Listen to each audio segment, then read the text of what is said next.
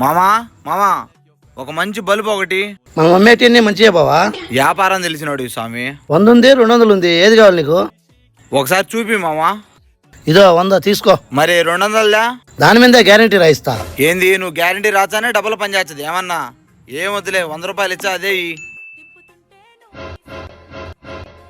ఎవరురా నువ్వు? ఇంత టాలెంటెడ్ ఉన్నావు.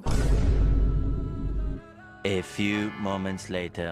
మామా మామా ఏం బలిపించిన స్వామి, అసలు పని చేయలే అది.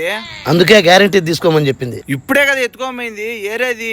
నువ్వు గేర్ దాటితే మళ్ళీ సంబంధం లే, వేరేది మర్చిచ్చేది ఉండదు. అంతేనా? అంతే. సరే గ్యారంటీది.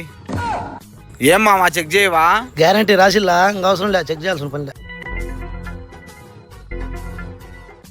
ఓయమ్మ రాచ, మళ్ళీ చెక్ చేయాల్సిన అవసరం కూడా లేదా? సరేలే అయితే.